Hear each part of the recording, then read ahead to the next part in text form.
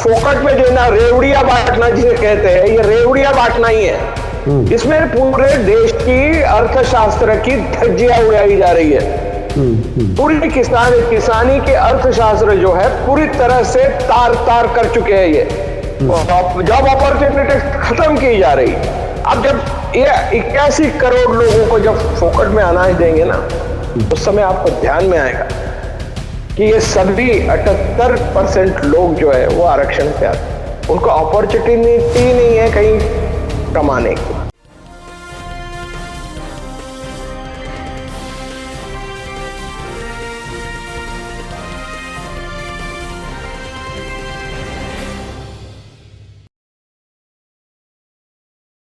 Hello, नमस्कार, आदाब, सत श्री अकाल और अस्सलाम वालेकुम। मैं हूं मोहम्मद अहमद काज़मी, लेकर आया हूं आपका पसंदीदा कार्यक्रम आपके रूबरू। इस कार्यक्रम में हम आपको देश के कुछ अहम इश्यूज पर बात करने के लिए कुछ जानकार लोगों से मिलवाते हैं। अभी एक बहुत ही बड़ी खबर सरकार की तरफ से आई कि 81 करोड़ लोगों को मुफ्त अनाज दिया जाएगा 2023 में भी, और प्रधानमंत्री जी ने उसको 1 साल के लिए बढ़ा दिया है। जो 2 रुपए 3 रुपए किलो भी दिया जाता था वो भी सब फ्री में दिया जाएगा। ये आखिर नौबत क्यों आ गई? देश कहां जा रहा है? क्या लोगों को नाकारा बनाया जा रहा है, या लोग बेरोजगार हैं उनको वोटर बनाया जा रहा है? ये क्या कुछ है? पूरी इसकी कहानी, इसको समझने के लिए, चूंकि ये हर एक घर से जुड़ी हुई बात तकरीबन होती नजर आ रही है। हमारे यहाँ 130 करोड़ की आबादी कही जाती है। अगर 81 करोड़ लोगों को फ्री अनाज लेने की हालत में पहुंचा दिया गया है, तो हम गरीबी की रेखा से कितना नीचे जा चुके हैं, कितनी बड़ी आबादी जा चुकी है कि उनको आप फ्री अनाज देने के लिए या तो मजबूर हुए हैं या आपका कोई सियासी वजह होगी आपकी, वो आप जाने। लेकिन इस सब को जानने के लिए मेरे साथ एक खास एक्सपर्ट हैं, बहुत ही गहराई से इश्यूज को जानने वाले। नागपुर में रहते हैं अमिताभ पावड़े जी। आप पहले तो एयरपोर्ट अथॉरिटी ऑफ इंडिया में एग्जीक्यूटिव इंजीनियर थे। बहुत से एयरपोर्ट्स आपने चलाए हैं, कंट्रोल किए हैं। अहमदाबाद का इंटरनेशनल एयरपोर्ट जो अब अडानी एयरपोर्ट हो गया है, वो भी आपकी निगरानी में बनवाया गया है। और उसके बाद जब महाराष्ट्र में किसानों की आत्महत्याएं होने लगी, तो आपने इस प्रॉब्लम को समझा। चूंकि खुद आप किसान घराने से हैं, आज भी वो किसान हैं, इसलिए अपना जॉब जल्दी छोड़ करके, रिटायरमेंट लेकर के किसानों के इश्यूज को नजदीक से देख रहे हैं। और जो महाराष्ट्र में खास तौर पर किसानों की आत्महत्याएं हैं, उसके बारे में बहुत अच्छी तरह जानते हैं। जब कोई ऐसा इशू रिसर्च किया जाता है तो उसकी तह दर तह बहुत सी ऐसी इंफॉर्मेशन आती है जो पब्लिक डोमेन में नहीं होती, और आम लोगों को एक तरह से असल इश्यूज से दूर रखा जाता है। अमिताभ पावड़े जी, वेलकम है आपका। मीडिया स्टार वर्ल्ड को आपने समय दिया। नमस्कार। आप बताइए कि आखिर ये क्यों नौबत आ गई कि 81 करोड़ लोग भूखे हैं जिनको फ्री में अनाज देने की बात सरकार कह रही है। 130 करोड़ लोगों में से 81 करोड़ लोग अगर जरूरतमंद हैं फ्री का अनाज लेने के लिए सरकार की नजर में, तो देश कहां जा रहा है? सर्वप्रथम सभी दर्शकों को मेरा सादर नमस्कार, और आपको बहुत बहुत धन्यवाद, क्योंकि आप जब भी मुझसे बात करते तो अत्यंत संवेदनशील मुद्दों को हाथ में लेते हैं, उसके ऊपर चर्चा करते हैं। और ये वाकई बहुत बड़ा निर्णय और बड़ा आश्चर्यकारक, किंबहुना चिंताग्रस्त निर्णय मैं कहूंगा कि 81 करोड़ लोगों को फिर एक बार साल भर फोकट में अनाज देने की नौबत भारतीय सरकार पे आके गिरी है। इसका कारण ये समझिए कि इसका सीधा मतलब यह होता है कि 81 करोड़ लोग जो गरीबी रेखा के नीचे है, वो अपना खाना तक खरीद नहीं सकते या बेरोजगार है, ऐसा लगता है।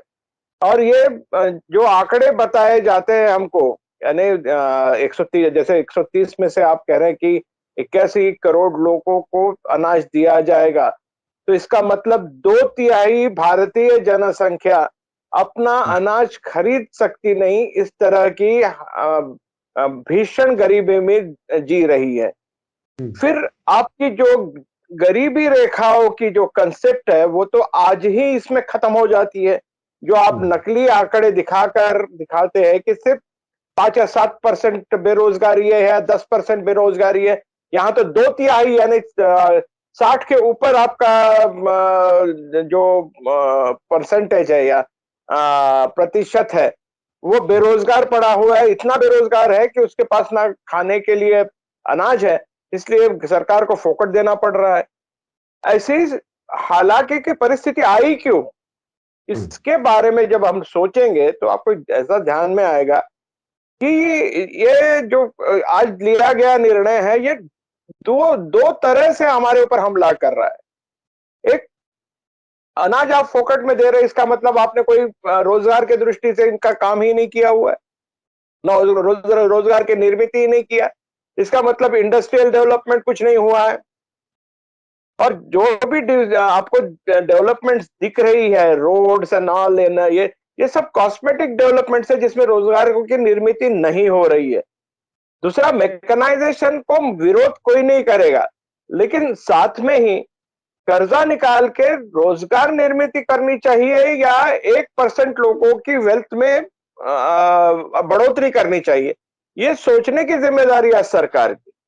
देखिए, इसमें सबसे बड़ी बात ये निकल के आती है कि एक तरफ लोगों को हाथ को काम नहीं है जो अपना अनाज तक नहीं कमा पाते, और दूसरी तरफ आप देखें तो दुनिया का सबसे दूसरे क्रमांक का या चौथे क्रमांक का रईस इंसान भारतीय है। कॉन्सेंट्रेशन ऑफ वेल्थ होते जा रही है वहां पे, इतनी ज्यादा कि 1% लोगों के पास में 77% इनकम चली जा रही है। इस तरह से यदि आप देखें तो ये इनइक्वालिटी को नर्चर करने का ही नतीजा है, जो एक पूंजीवाद का बहुत बड़ा षड्यंत्र है।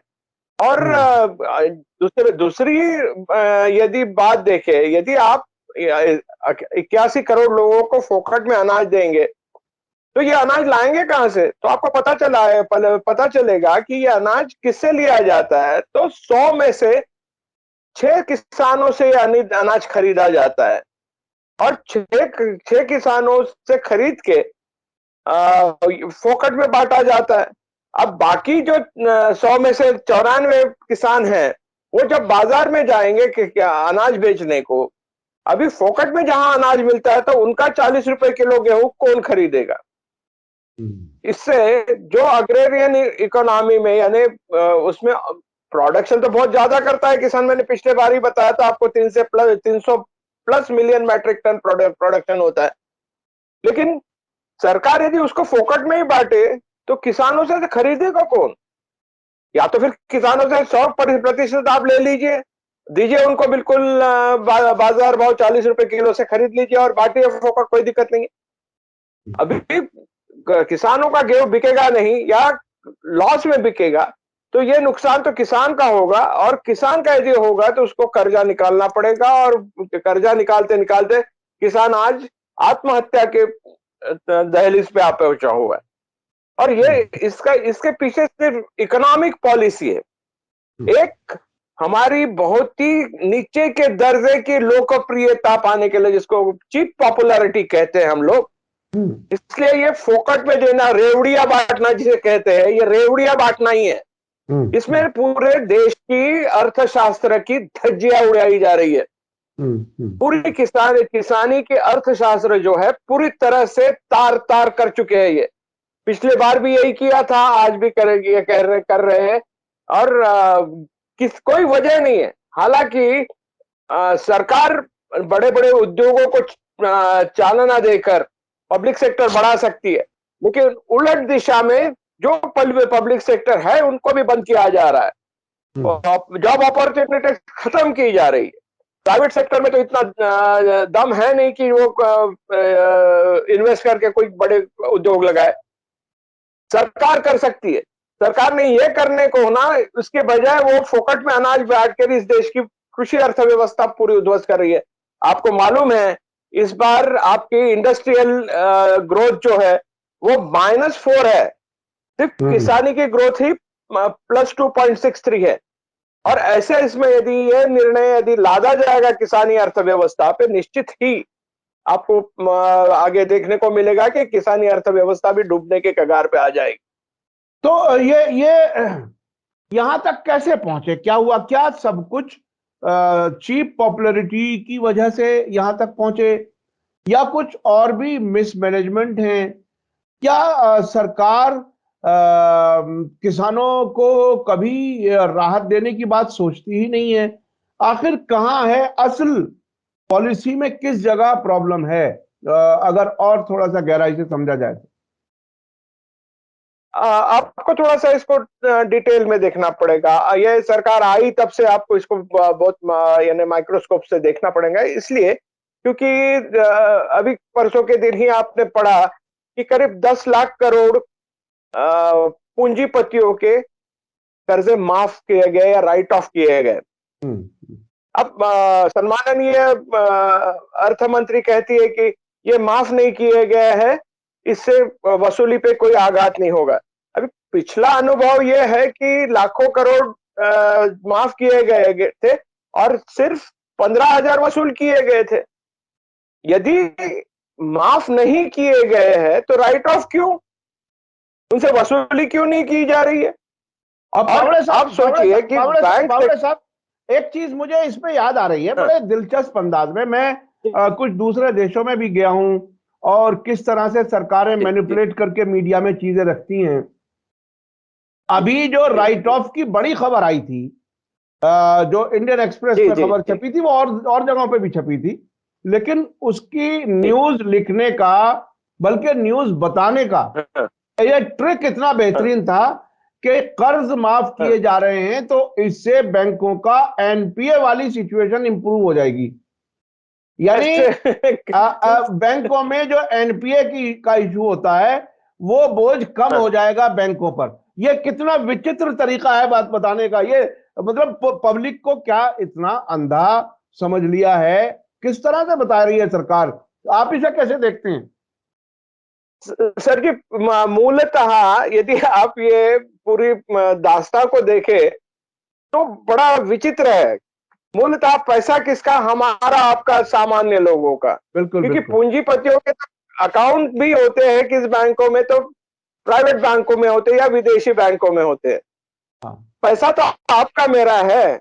और कहीं हम लोग भी जब कर्ज लेते हैं और एक आधी ईएमआई यदि हम लोग नहीं चुका पाते हैं तो हमारे घर पे 4 बार फोन आता है, फिर वसूली के लिए तगादा लगाया जाता है। और आज भी यदि आप पेपर खोल के देखें तो कई मध्यम वर्गीयों के नाम छपे होंगे जिनके अगेंस्ट 15 लाख, 16 लाख, 20 लाख के कर्जे हैं। मेरे को समझ में नहीं आया, मुझे वाकई समझ में नहीं आता कि हजारों करोड़ के जिनके ऊपर कर्जे हैं उनके नाम तक जाहिर नहीं होते। उनके लिए प्राइवेसी का बड़ा लॉ लगता है और हमारे आपके नाम तो छप जाते हैं इश्तेहार की तरह और हमारी इज्जत तो उतारी जाती है कि ये डिफॉल्टर्स है करके। राइट ऑफ करना है यानी क्या? आप जैसे कह रहे हैं कि एनपीए कम होगा, कैसे एनपीए कम होगा ये? और ये किसने हक दिया आपको कि मेरा पैसा किसी को कर्जे पे दे और माफ कर दे या उसको राइट ऑफ कर दे? आपने मुझसे क्यों नहीं पूछा इससे पहले उसको देते समय? क्या कोलैटरल लिया हुआ है आपने? यदि कोलैटरल लिया है तो उससे वसूली क्यों नहीं की जाती है? क्यों रिस्ट्रक्चर करना है? क्यों क्या करना है? ये पॉलिसी, क्योंकि मैं आपको इसमें सीधा बताता हूँ। मैं किसानों की जब कर्ज माफी की या कुछ बात होती है, जिस समय भी अकाल आता है या कुछ होता है तो उस समय कहा जाता है कि नहीं विधानसभा की परमिशन लगेगी, लोकसभा की परमिशन लगेगी। वो कितना? तो 34,000 करोड़ के लिए दुनिया जहां की परमिशन लग रही है आपको। अब यहाँ पे 10 लाख करोड़ आप माफ कर चुके हैं। आपने किसकी परमिशन ली है? क्या रिजर्व बैंक को इल्म है कि इतनी सारी राइट ऑफ की गई है? Is there any permission from the Reserve Bank? Reserve Bank को बोलता है हमें मालूम नहीं। ये अभी इतने सारे 10 लाख करोड़ इस अर्थव्यवस्था से इस तरह से राइट ऑफ किए जाएंगे तो सरकार के पास पैसा आएगा कहां से? और सरकार के पास पैसा आएगा नहीं तो सरकार इन्वेस्ट कैसे करेगी? और जब इन्वेस्ट नहीं करेगी तब रोजगारों की निर्मित होगी कैसे? और रोजगारों की निर्मित नहीं होगी तो लोग भूखे नहीं रहेंगे तो क्या होगा? और इसका दूसरा भी पहलू है, वो तो ज्यादा जैसे पिछले बार मैंने वो आपको बताया भी था कि एक कारपोरेट टैक्स इंसेंटिव्स, कारपोरेट को टैक्स देना था लेकिन वो सरकार ने माफ कर दिया, टैक्स एंड इंसेंटिव, तो परस्पर विरोधी टर्म से आपको देखा, आप देखेंगे तो।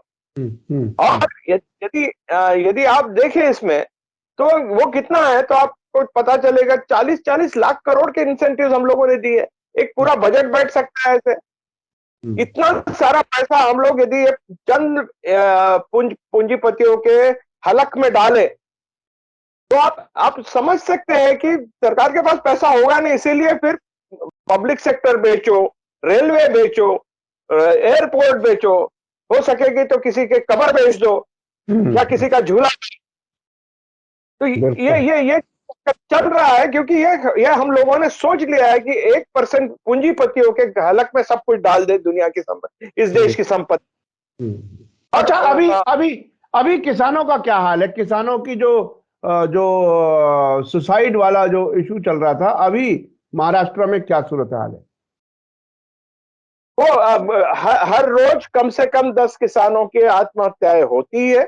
आप देखें तो सिर्फ, हाँ, किसी तरह से आजकल क्या होता है कि ये जो जितना भी शोर किया जाता है, यानी मुझे बोलने में बिल्कुल तकलीफ नहीं है, चाणक्य ने कहा हुआ था कि लोगों को दंगों में, उत्सवों में, कुश्तियों में, युद्धों में मशगूल रखो।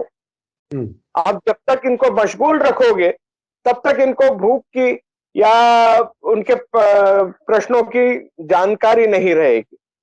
एक तरह से दारू में, नशों में या कोई विवादों में मशगूल रखना, मंदिर मस्जिद का लाओ या फिर वो रंगों का लाओ, या फिर अभी तो उससे सबसे बुरा जो है, जो मुझे पूछकर किसी से शादी करनी पड़ेगी, उसमें भी सरकार घुसी पड़ी हुई है। एक तरफ ये गवर्नमेंट के काम नहीं है। जब ये सब हम लिबरलाइजेशन की जब बात करते हैं, जब लिबरलाइजेशन हम लोगों ने एक्सेप्ट किया हुआ है तो गवर्नमेंट ने हर चीज से बाहर निकलना है, तो ये और घुसे जा रही है। अभी लोगों को खाना खिलाना ये कोई गवर्नमेंट का काम नहीं है, रोजगार देना गवर्नमेंट का काम है। अभी लोगों को खाना दे के अपनी अर्थव्यवस्था का ऐसी तैसी कराना, यानी इससे इससे इससे अर्थव्यवस्था और खराब से खराबतर होगी, आपका ये असेसमेंट है? हाँ बिल्कुल, क्योंकि आप कृषि अर्थव्यवस्था जब उद्ध्वस्त करते हो तो ये तो देशद्रोह है ना। क्योंकि कृषि अर्थव्यवस्था जिसके ऊपर सबसे ज्यादा रोजगार की निर्मित आज भी होती है, 50% से ज्यादा, 60% से ज्यादा रोजगारों की निर्मित जहां होती है, वही अनाज आप फोकट में बांट दोगे तो वो कृषि अर्थव्यवस्था में पैसा आएगा कहां से, और वो मजदूरों को पैसा मिलेगा कहां से? और जब मिलेगा नहीं तो वो कृषि अर्थव्यवस्था तय है कि वो उद्ध्वस्त होनी है। और आप अभी देखे भी तो जो भी माइग्रेशंस बढ़े हुए, आपने शहरों की तरफ देखा था, हम लोगों ने कोविड के समय भी देखा था, रिवर्स माइग्रेशन पड़ा हुआ था गांव में। तो आने वाला जो मजदूर है वो तो गांव से ही आता है या गांव को जाता है, और वो किसानी मजदूर है सब। अच्छा, किसानी ये इसका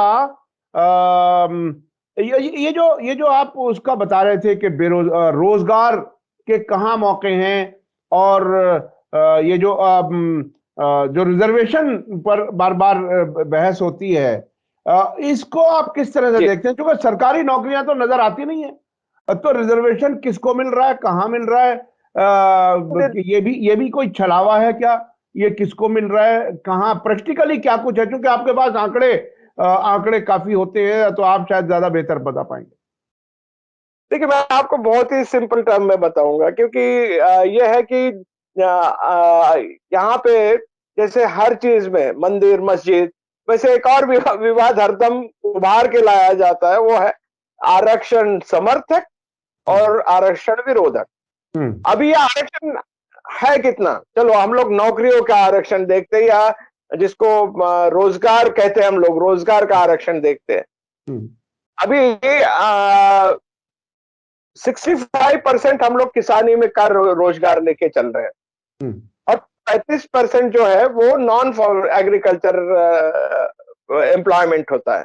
अभी मेरे को बताइए, आप कहते हैं कि 50% आरक्षण है और 10% अभी और बढ़ाया गया है, यानी 60% आरक्षण है, ऐसे धर के चलिए, ठीक है। तो 130 करोड़ लोगों का यदि 60% ये देखा जाए तो 78 करोड़ होता है। और आपने अभी बोला कि 81 करोड़ लोगों को हम फोकट में अनाज ये दे रहे हैं। तकरीबन तकरीबन उतना ही आंकड़ा आ रहा है उसका भी। इसीलिए मैं आपको जोड़ के बता रहा हूं हाँ, हाँ। कि 78 करोड़ लोग जो आरक्षण के से यानी समृद्ध होने थे, वही लोगों को फोकट में अनाज देने की नौबत आ गई है, 81 करोड़ लोग। ठीक, अब इसका एनालिसिस कीजिए कि भारत में 50 से या 60 से ज्यादा लोग किसानी में गए हुए हैं। अब मेरे को बताइए, आप किसानी में आरक्षण है क्या? जवाब है नहीं। बिल्कुल। अब वहां तो 35%। कोई चांस ही नहीं है उसमें तो जमीन का मालिक है और उसके मजदूर हैं, वो जब उसे जरूरत होती है तो काम करा लेता है। और आपको कोई मना करता है कि आप फलाना जाति से तो मजदूर मेहनत नहीं कर सकते या फलाना जाति से तो मेहनत कर सकते हैं? नहीं, नहीं, ऐसा ऐसा आपको कुछ कोई, नहीं। फील्ड इज जो ओपन जो टू जो एवरीबॉडी। जो सस्ता मजदूर मिलता है उससे काम ले लेते हैं। और दूसरा, ये एक क्षेत्र कैसा है, कोई यानी कितना पवित्र काम है कि मेहनत करना है, अनाज उगाना है और पूरे देश को खाना खिलाना है। काफी अच्छा काम है। फिर आप फोर्सेस में चलिए, आर्मी नेवी एयर फोर्स में करीब 15 लाख अपॉर्चुनिटीज है। आप मुझे आरक्षण दिखाइए, वहां पे भी आपको आरक्षण नहीं मिलेगा। फिर सबसे ज्यादा पैसा जहां है, स्टॉक एक्सचेंजेस, ट्रेडिंग, आपका फिल्म्स, क्रिकेट, इस पे दिखाइए आरक्षण, कहीं आरक्षण नहीं मिलेगा। फिर आपके इंडस्ट्रीज में आइए, प्राइवेट सेक्टर जिसमें करीब आपको पता है कि मैक्सिमम कारपोरेट सेक्टर में जॉब्स होते हैं 30%। प्राइवेट सेक्टर में कहीं आरक्षण है? नहीं है। अब ऑर्गेनाइज सेक्टर में कितने हैं, तो करीब 5 करोड़ नौकरियां ऑर्गेनाइज सेक्टर में है। उसमें से 2% 5% जॉब्स जो है वो ऑर्गेनाइज सेक्टर में, उसमें से 2% सरकारी नौकरियां है।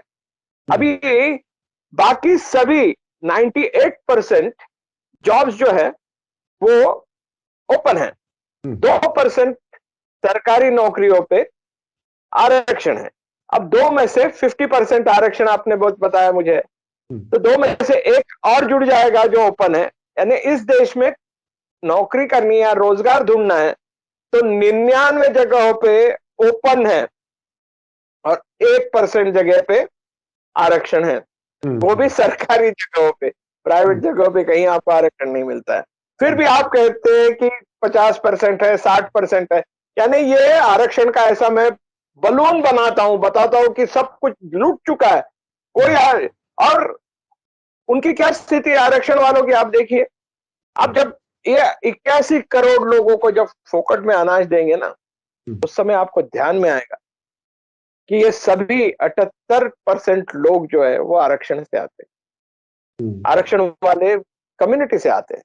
उनको अपॉर्चुनिटी नहीं है कहीं कमाने की। अच्छा, बाकी लोगों एक और कुछ चीजें हमें मालूम होती हैं कि गांव देहात में जहां फ्री अनाज जिन लोगों को मिल रहा है वो कोई काम नहीं करना चाहते। मतलब वो अब बिल्कुल बेकार ही रहना चाहते हैं।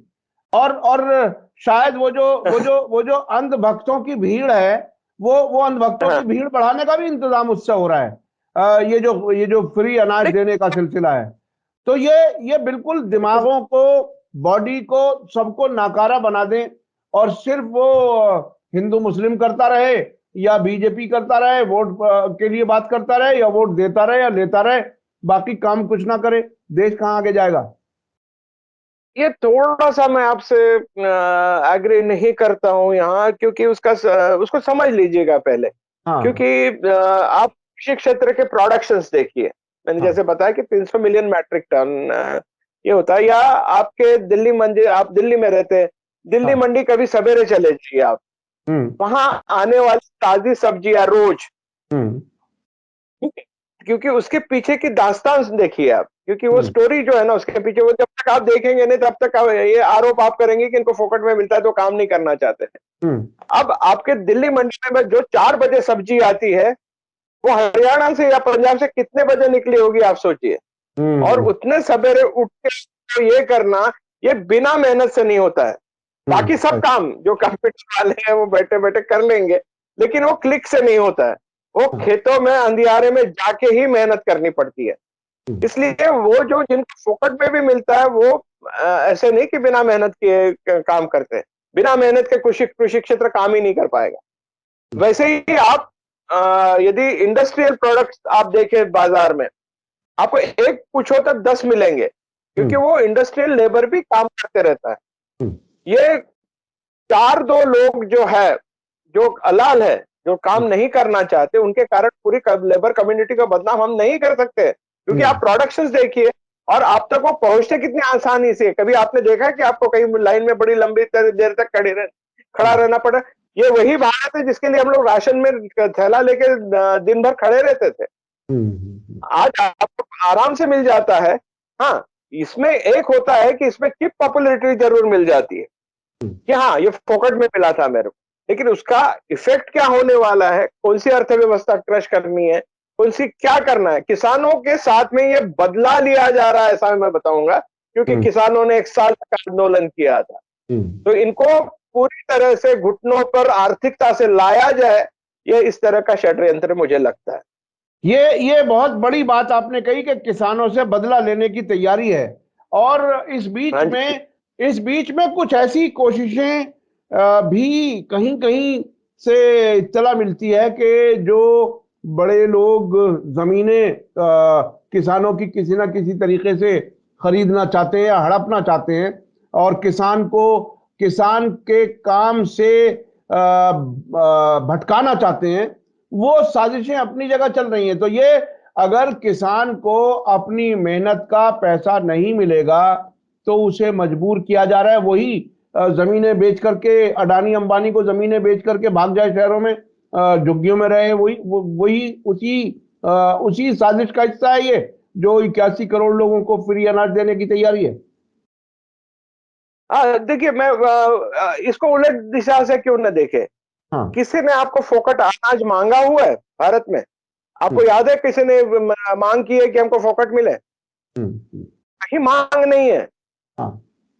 ये मांग नहीं है तो फिर दिया क्यों जा रहा है? उसका हम्म। सीधा हिसाब यही है कि कृषि अर्थव्यवस्था को इस तरह से तोड़ा जाए, हम्म। इसकी रीढ़ की हड्डी जो है, जो आज स्वाभिमान से खड़ी थी किसानों की, पूरे आंदोलन के समय हम लोगों ने देखा कि किसान स्वाभिमान से खड़े थे, क्योंकि उनको एक जुनून था कि ये हम लोग हमारे खिलाफ ये कुछ तो भी षड्यंत्र है।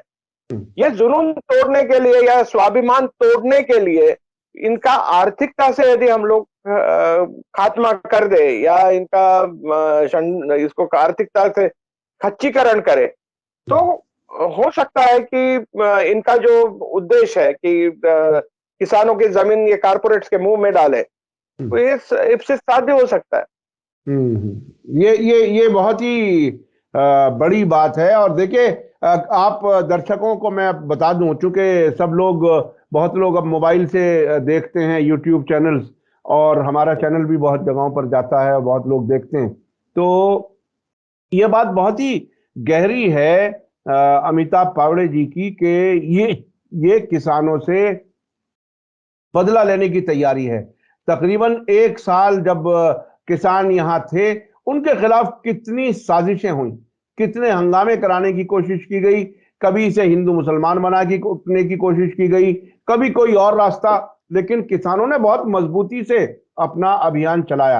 अब दूसरे तरीके से, अब किसानों से कुछ नहीं कह रहे, अब उनका प्रोड्यूस जो है, वो अनाज, वो फ्री बांटने की तैयारी है।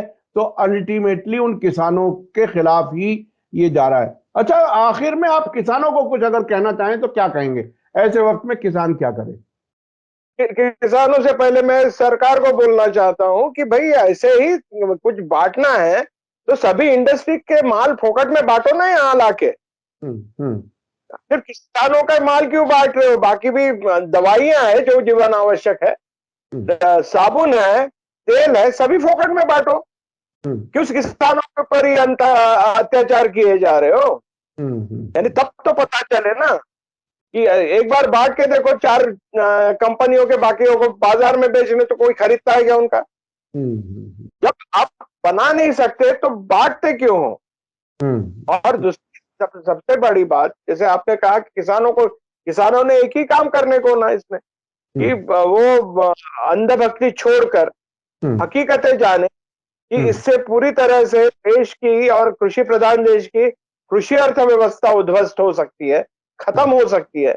और उसको वो चली गई तो जो सबसे बड़ा रोजगार निर्माण करने वाली व्यवस्था है वो खत्म हो जाएगी।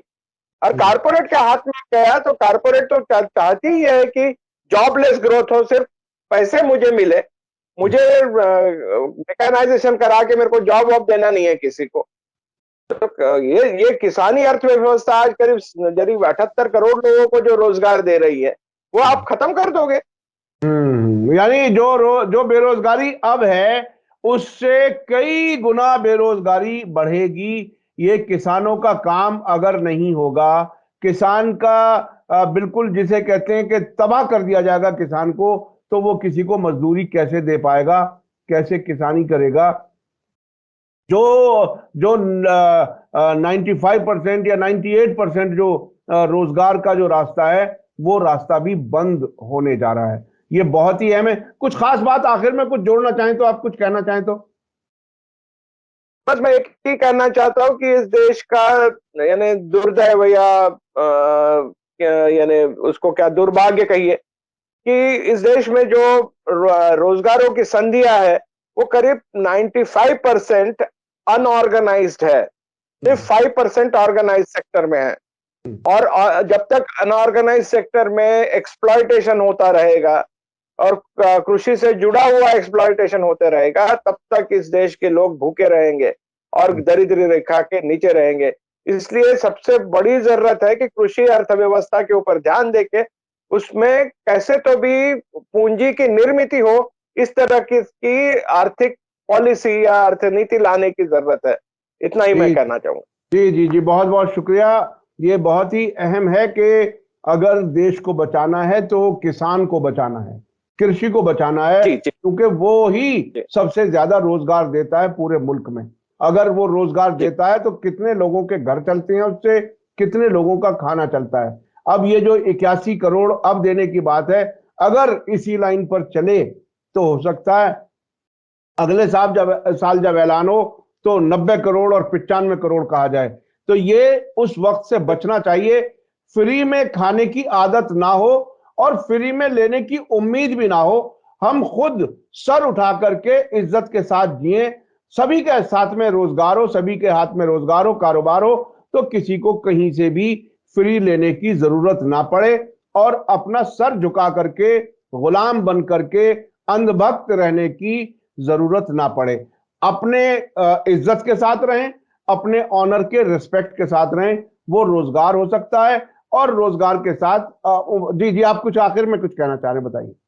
हाँ, मैं यही कहना चाहता हूं कि क्या 81 करोड़ लोगों को फ्री अनाज बांटना रेवड़ियां बांटना नहीं है क्या? जो रेवड़ियों का उल्लेख सम्माननीय प्रधानमंत्री जी से हरदम करते हैं। जी जी जी, बिल्कुल बिल्कुल, वो रेवड़ियों का जिक्र है तो अब उन्हें अपने भी गिराबान में झांकना चाहिए कि आखिर वो खुद क्या कुछ कर रहे हैं। बहुत बहुत शुक्रिया जनाब अमिताभ पावड़े जी, आपने नागपुर से हमारा साथ दिया और बहुत ही संवेदनशील और बहुत ही अहम इशू पर हमारी आज की बात हुई और जो सबसे हर इंसान से जुड़ा हुआ मुद्दा है उस पर बात की। हमें उम्मीद है कि इसको समझेंगे और किसानों के खिलाफ जो साजिश है उसको अच्छी तरह से समझेंगे। ऐसा ये ना सोचें कि फ्री में मिल रहा है तो बहुत अच्छा हो रहा है, लेकिन इसका नुकसान कितना होगा, ये नुकसान इसकी भरपाई होना नामुमकिन है। बहुत बहुत शुक्रिया। इसी के साथ मुझे दीजिए इजाजत। धन्यवाद, शुक्रिया। जय भारत, जय हिंद। मीडिया स्टार वर्ल्ड के और वीडियो देखने के लिए हमारे चैनल को सब्सक्राइब करें और सीधे नोटिफिकेशन पाने के लिए बेल आइकन दबाएं। और अगर हमारी खबर सच्ची और अच्छी लगे तो अपने व्हाट्सएप, इंस्टाग्राम, फेसबुक और ट्विटर अकाउंट पर जरूर शेयर करें।